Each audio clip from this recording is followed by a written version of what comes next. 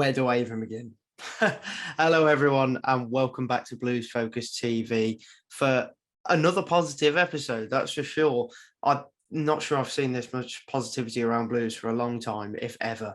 But there's so much good news to talk about at the moment that I'm only going to cover two things in this video, but I'll release another video tomorrow talking about other things because there's so much to cover at the moment. I think today I was originally planning to do a video about the fixtures, but I feel like I have to talk about that new home kit and the new signing. They're probably the most fresh things to talk about right now, and certainly the biggest things for sure. But I've got plenty of videos coming up, hopefully over the next coming days. We're going to talk about the backroom staff shuffle, Craig Gardner's new role as technical director, and much more, really. But that's for another video. This video, like I said, be talking about the new signing and the new home kit that were both brought to our attention today. And then I'm also going to do in a couple of days' time, if not tomorrow, probably, a review of the Birmingham City fixtures for the 2022 season. So there you go, a bit of a mouthful, but we got there in the end. So no, that's interesting in itself as well. Plenty of tough fixtures from the get-go for Blues. But we will talk about that in a separate video. Let's get down to business. Chuks Aneke has signed for Birmingham City. Where do I even begin? This is huge. I think it's a great signing for Blues. It's nothing world beating. It's not like, promote us now sort of thing. I just think it's a smart bit of business yet again from Blues. Another shrewd signing, another free. We've done some brilliant early business in the window so far, which is very unlike Blues, I must say. We normally leave it late. So no, I'm really happy with the business that's been done so far. But we needed a striker, and I feel like this is the sort of striker we've not really had for a long time. He's kind of, if you like, he's a bit taller than Juki, same sort of strength, good at heading the ball, but he's a big bloke, but he's 2-footed as well, and he's an absolute baller. He's got playmaking ability. I mean, honestly, you should see his composure on the ball.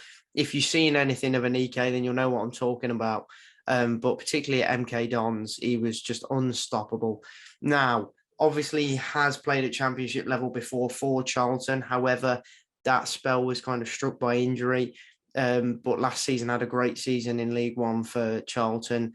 So there are a few questions of whether he can make it at this level. However, I firmly believe he can, and he'll probably be used as a super sub because that seems to be how you get the best out of him from what I've seen. And obviously, last season, he scored the most goals from the bench in the entire EFL, which was 9 goals. And I think second place was 5 goals. So that's quite a gap.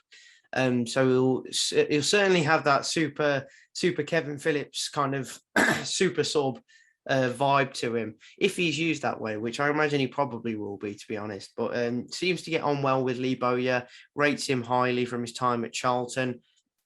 So that'll be interesting to see. There's clearly a good bond already there. He's already friends with the likes of Jonathan Lico from when they played at Charlton together. Yeah, and it was really interesting to watch his interview. I thought the reveal of the signing was brilliant. By the way, the Friday Night Live thing was fantastic. Really enjoyed watching it. A good interview, and just some more good work from the Blues media team. It has to be said. But yeah, no, I thought it was really interesting to hear what he had to say. And I feel like the bit that stood out the most was how he said the positivity around the club at the moment is infectious. And that is just so enlightening to hear. Really fills you with confidence going into this new season. And this is definitely the most excited I've been for a new season for a long time. I'm not expecting a world-beating team. All I'd like is just a comfortable championship season. That's all I ask for. I think that's all. I think Blues fans will bite your hand off for that, considering what we've had over the past few years consistently, really, which is constant relegation battles. So hopefully Aneke can play his fair part in helping Blues become a better side. And I feel like he certainly offers something different But I feel like with us now having 4 strikers, it wouldn't surprise me if one of those strikers left. Obviously, Cosgrove has already been linked with a loan move to Ipswich, so it'd be interesting to see what happens there.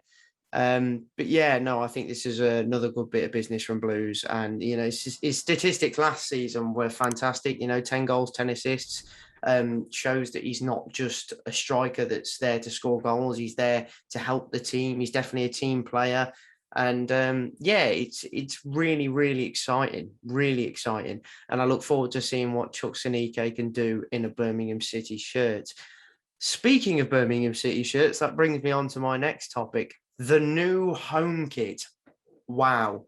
I feel like there's certainly been an interesting reaction. I'd say 80% positive, maybe, no, I'd probably say 85% positive and then 15% a bit meh, from what I've seen on Twitter and Instagram and stuff. But overall, I have to say I'm a massive fan of it. Whether that's just because I really didn't like last year's that much. However, last year's did actually grow on me towards the end. It still didn't feel like a Blues kit though. Like this sort of kit. This is proper Blues. But yeah, no, I really am a big fan of this kit. It's not our best kit by a long shot, but I just like it. It's something different. Kind of reminds me of that whole kit a few years ago when they got relegated. Probably not the best thing to talk about with the kit resembling a relegation team, but no, I doubt it's got anything to do with that, obviously. But yeah, it kind of had that similar kind of tiger scratch pattern in a way, but it's a little bit more funky than that, I'd say. But I really like it. I'm a huge fan of it. I love the pattern, kind of like the diagonal pattern going across with the 2 shades of blue. It's really nice. I'm a big fan, but as like I'd say probably the majority of the fan base, the only bit that probably lets it down a little bit is, you know, that ironed on badge. I think we all want the embroidered badge back, but as we've all heard, the club has recently, I think it was last month, they published a statement saying they were looking to bring back the embroidered badges for not this season, but the season after. So, you know, it's in the works, which is great to see. And I must put this out there. I know I've said it before, but I'm just so impressed with how impressed I am with how well the club is communicating with fans now. You know, that was never a case when Dong was in charge, but all of a sudden it's like this giant wave of communication out of nowhere. And it's wonderful to see. We've been left in the dark for so long. And I feel like Craig Gardner becoming technical director is a real win for the fans. But I'll talk about that more in a separate video. But it's just great time to be a Blues fan right now, isn't it? Buzzing. I'm so excited for the new season. There's plenty more to talk about, more positive news to come, and hopefully even more signings. But that's it from me, guys, on this video.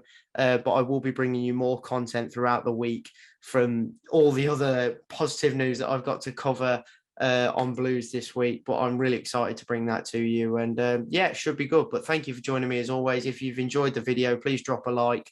Leave your thoughts down below in the comments and I'll try and reply to as many as I can. So yeah, no, but thank you for joining me and I'll see you in the next one. Keep right on.